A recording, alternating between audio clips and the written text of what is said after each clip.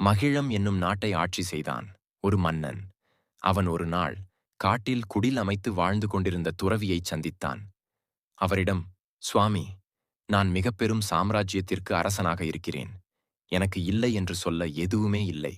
ஆனாலும் கூட என் மனதில் ஏதோ ஒரு குறை இருப்பது போலவே தோன்றுகிறது.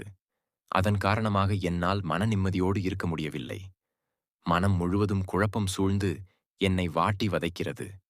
வாழ்க்கையில் சலிப்பும் வெறுப்புமே எஞ்சி நிற்கிறது என்று முறையிட்டான் மன்னன். இதற்கான விடையை நீ அனுபவத்தின் மூலமாகத்தான் உணர்ந்து கொள்ள முடியும். நான் சொல்லும் அறிவுரை எதுவும் உனக்கான தெளிவைத் தராது. எனவே நீ 99 ஆட்டத்தை யாரிடமாவது பரிசோதனை செய்து பார் என்று கூறினார் துறவி. 99 ஆட்டம் என்றால் என்ன என்று தெரியாததால் மேலும் குழப்பமடைந்த மன்னன் அதற்கான விளக்கத்தைக் கேட்டான். துறவி மன்னனுக்கு தெளிவுபடுத்தத் தொடங்கினார். யாருடைய வீட்டின் வாசலிலாவது 99 பொற்காசுகளை ஒரு பையில் போட்டு வைத்துவிடு. ஆனால் அதன் மேல், உங்களுக்கான பரிசு இந்த 100 பொற்காசுகள் என்று எழுதி வைத்துவிடு.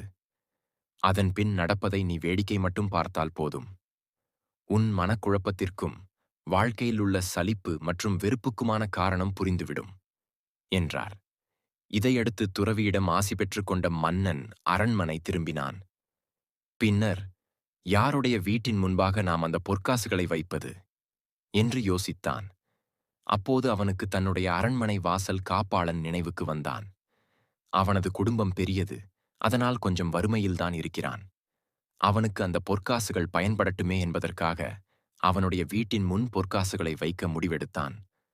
துறவி சொன்னது போலவே ஒரு பையின் மேல் இந்த 100 பொற்காசுகள் உங்களுக்கான பரிசு என்று எழுதி அதற்குள் 99 பொற்காசுகளை